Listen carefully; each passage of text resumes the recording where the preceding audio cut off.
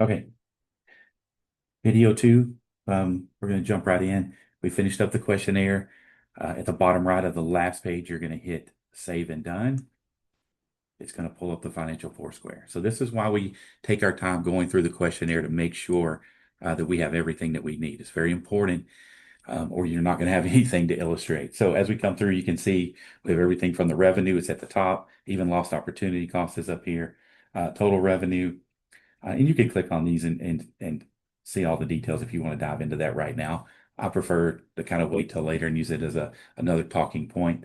Total revenue, $3.5 million. If this is too big, you can make it smaller, but when you get my age, you need to be able to see a little better. Total assets, we click on total assets, $3.9 million worth of assets in the company, and it breaks it down from, cash value in a key man policy to a money market account. Um, Equipment, um, general operating fund, and then we start listing all there.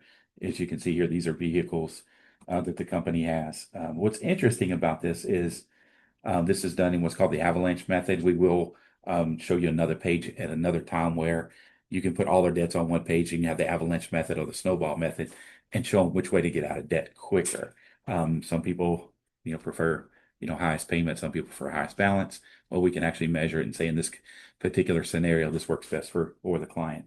Um, and then finally, we have, client account receivables. That's very important because we get to have those conversations again about who owes you money? Why do they owe you money? Are you factoring? Are you selling this off at a discount? What's going on with your money? So we need to talk about all those things, but we have them here at our fingertips. Debt to equity ratio, that's a big one. One of the things I like about the debt to equity ratios, if it's over a two, they're in bad shape, right?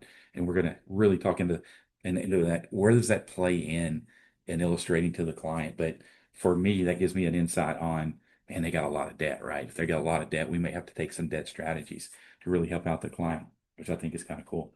We literally, you just go top to bottom, left to right. There's all the things we just talked about. Pretty cool. Um, Total cost of things that are here. This is we call this their reserve pillar. It all kind of started with if something happened, what do you have in reserve? Like disability insurance or life insurance, key person insurance. These are your reserve um, things that can, health insurance. You get sick, your reserve kicks in. That's why it was named this. If there's a better name, we'd love to hear from anybody who's got some feedback on that. But I kind of like the reserve piece, and it's more than protection; it's a reserve piece. Disability insurance is the first one here. Total annual premium, total coverage. We need to go back into the questionnaire because that's missing, right? So we need to go make sure why is that missing. In an example where a client doesn't have this in place, which is usually when you have a first client and they don't have this, this is actually pretty cool.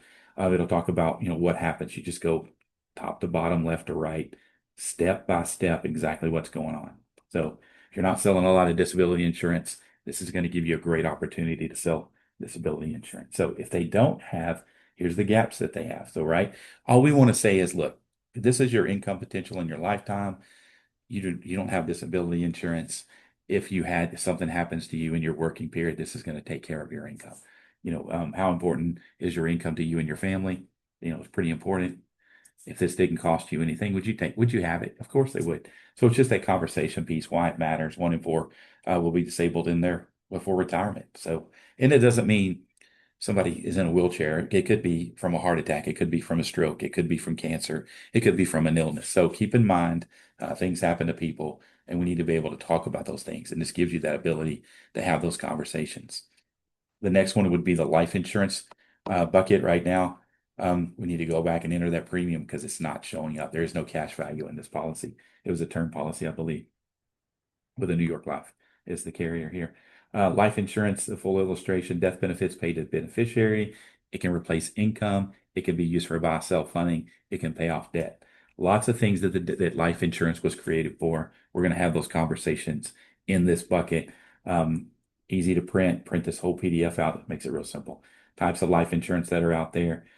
We do not have variable life insurance on here. That can be added real quickly if somebody's in the market and they're selling a lot of VUL. We'll add that for you. Key benefits, the tax-free benefits to the heirs, planning notes, human life value, review coverage after all major events. So this is something you're going to do on a regular basis. We can even build in the triggers to say, hey, they took on a lot more debt. It's going to send you a notification. You take that notification and you tell a client, look, man, you took on $1 million more worth more debt. We need more life insurance because it's going to show up right here. Human life value for Jennifer, Marcus, and Robert is the first column. This is the buy sell needed for the business valuation. And then finally, what's your share of the liabilities here? You know what I'm saying? Like you're leaving me with a lot of debt. If something happens to you, we need to make sure we're taking care of that debt as well. You can print this out and hand it to the client. Makes it very simple. Key person insurance, same thing. You go right down the thing. Who's the key person? Let's say Derek Johnson's the key person. Recommended coverage, 1 to 2 times annual compensation, 5 to 10 times revenue generated. This is where you can override the coverage and say, hold on a minute, this is a key person in this business. They generate, we make $5 million a year because of this guy. So that number may be drastic, but you get to start the conversation of, I have to replace this person quickly because my revenue is going to drop. So I need the income replacement, and then I need the ability to be able to recruit and retain a new person. So here's recommendations, annual review. This is something that you really need to look at on a regular basis, not just a one-time deal. If they have anything now, you can upload policies, and a great way for retention for employees, etc. Buy sell funding. This is one that I really like to use with a client because it kind of breaks it down, because we're going to come back to this at a later point. And I want to make sure that the client understands that they need a buy sell agreement. They have 3 partners. This is not just an expense that you're going to have to pay. This is actually can be one of your most valuable assets in your business if you sell it and if you don't sell it.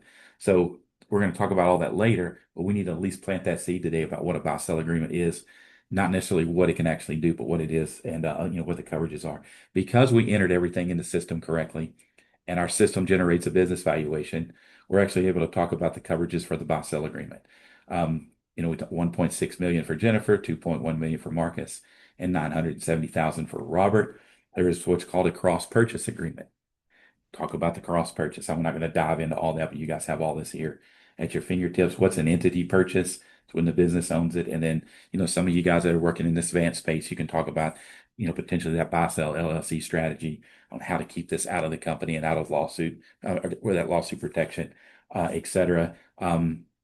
If you guys are working in some of these other areas, this could be a great place to park cash instead of in the business. So you're doing a couple of different things, but that's where that advanced planning piece comes in. I think a lot of people, even if you're a rookie, you can do this screen.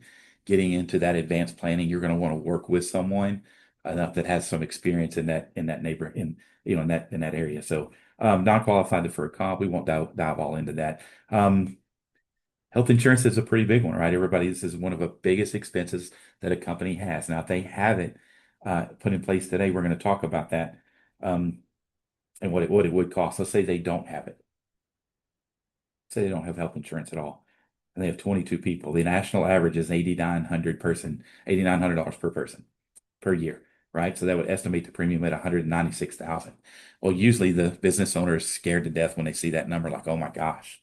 Especially if they don't have health insurance in place, this can be a scary number.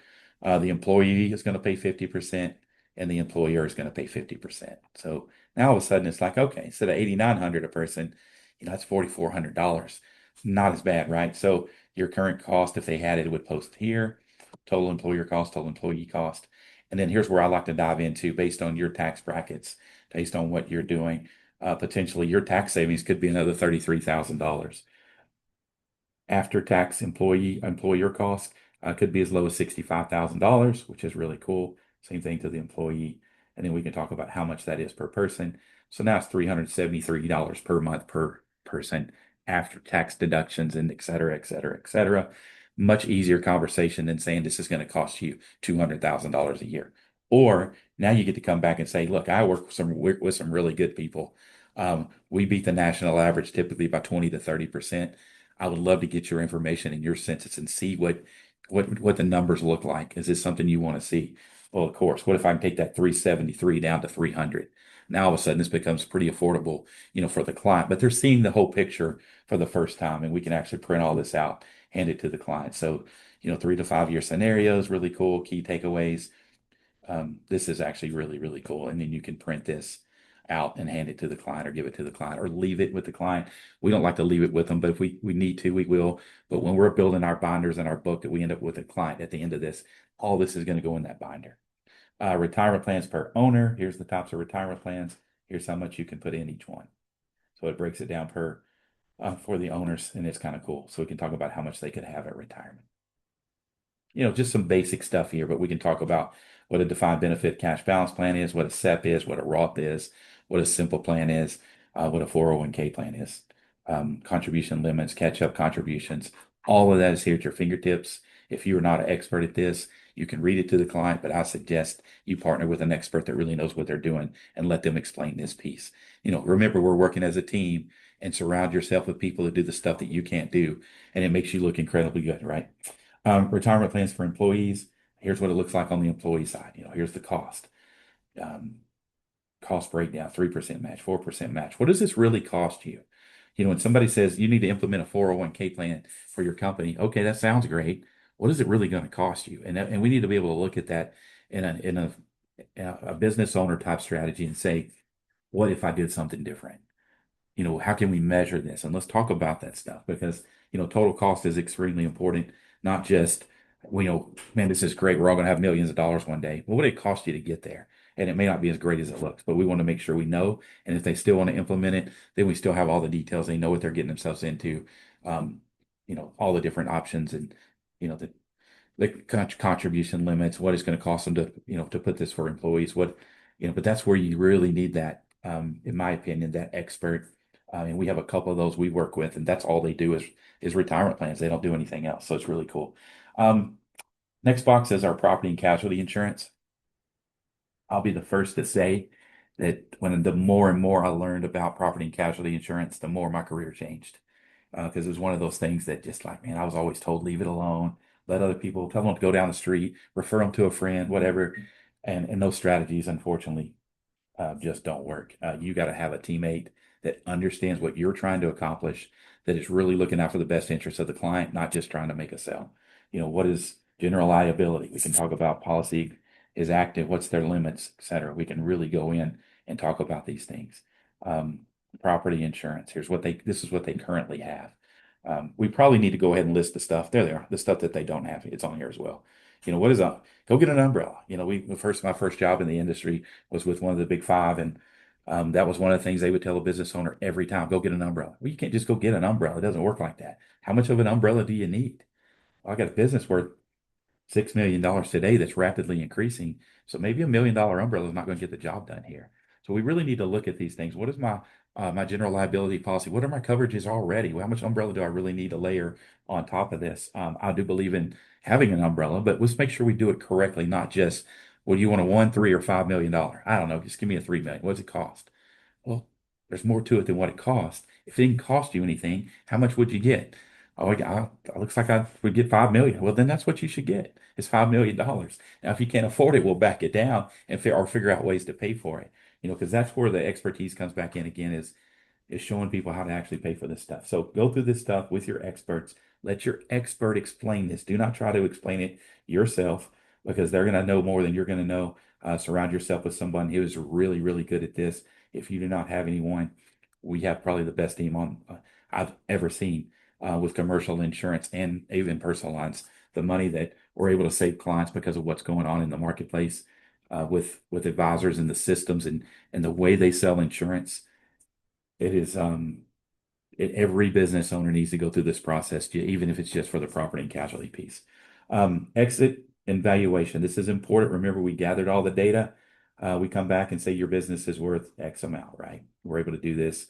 And here's all the data we have to back it. Now, we're not telling the client to go out and sell their business for this. But we are saying, look, we need a number to plan with. We need a number to plan on that buy-sell agreement. We need a number to work off of. What is your value in the business, right? So we want to know all of these things.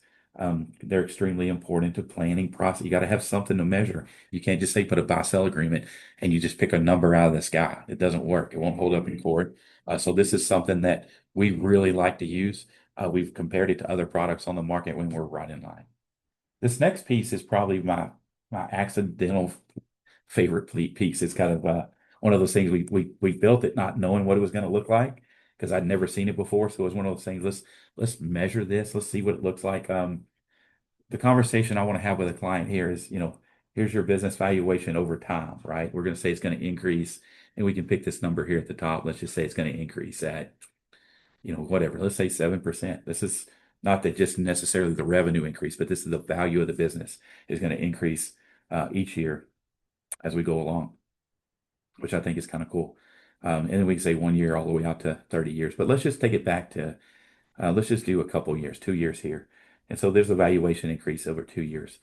Now, remember, all the information that we gathered also lets us compare what we call lost opportunity cost. Now, there are some things that are out of my control. I can't control your water bill. I can't control your property taxes. I can't control some of that stuff.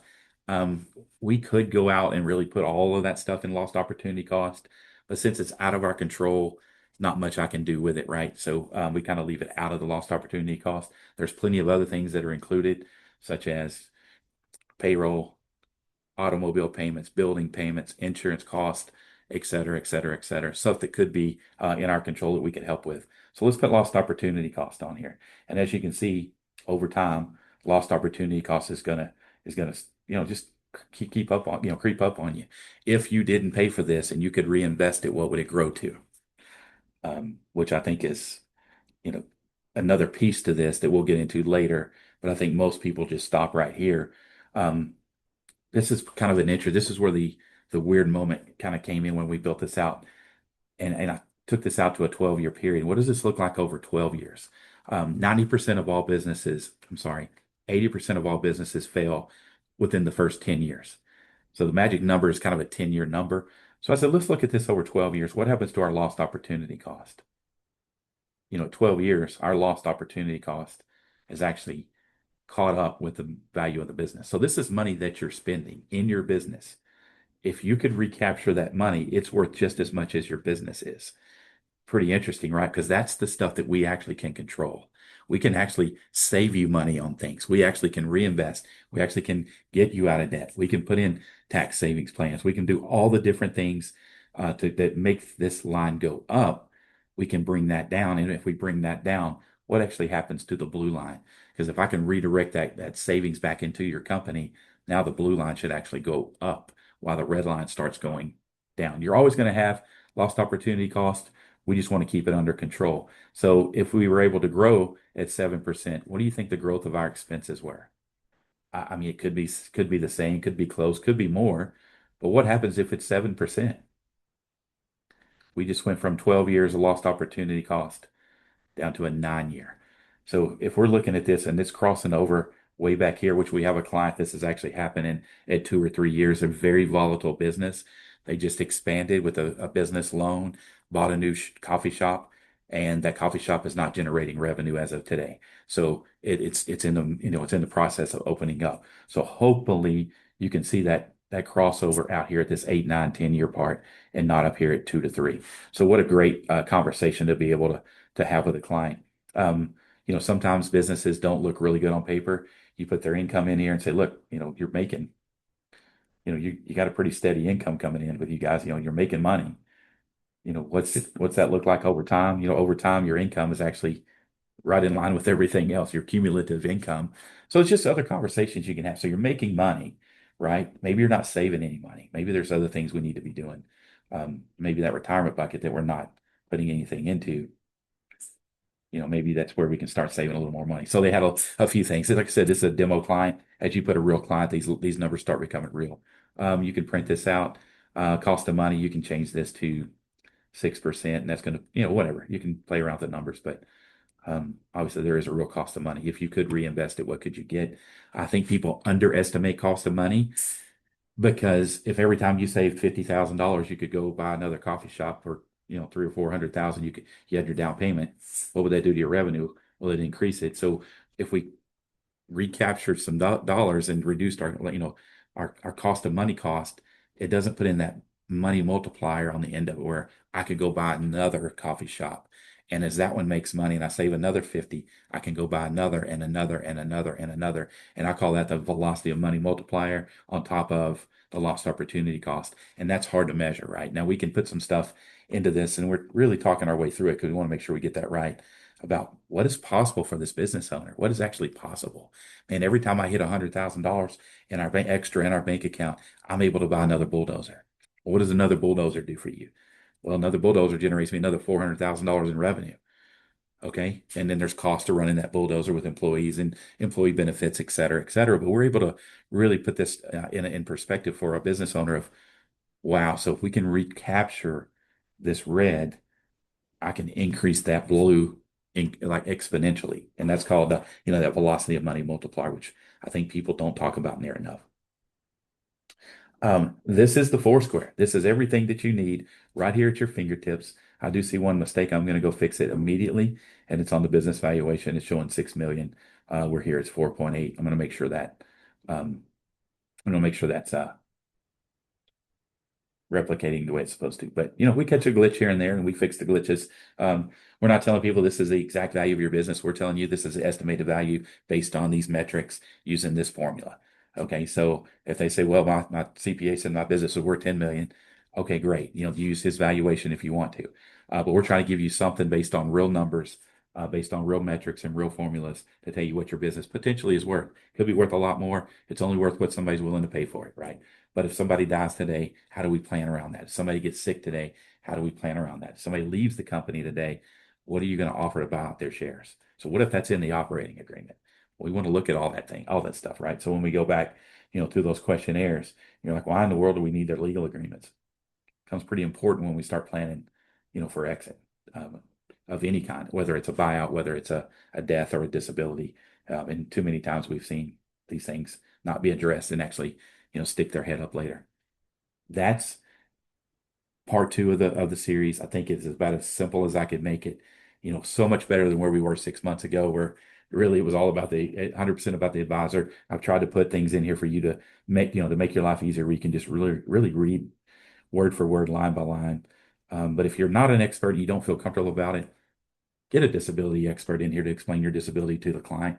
All you're going to do is fumble it and mess it up. So get someone that really knows what they're doing. This is not made for you to be the expert at everything. And if you're trying to be, you're abusing the system. Stay in your lane, do what you do best. Open the door for the expert to come in and close your client and help you, build that relationship with your client. So next week, we're going to talk a little bit about, or the next episode, we're going to talk a little bit about cash flow. Where's the money going? Which I think is kind of cool. Then we're going to go into solutions. And then finally, we're going to go through person A, person B. That's it for today. I want to keep it simple, short. Financial Foursquare model. This is it. If you need to go back into the questionnaire, like, this is why I needed that information. Trust me, get it all in the beginning, because going back and asking for it after a week's gone by doesn't look real good on our part. So ask the questions, take your time, go through the questionnaire with the client, get all the answers. So that's it for today. Thank you so much for your time, and we'll see you on the next one.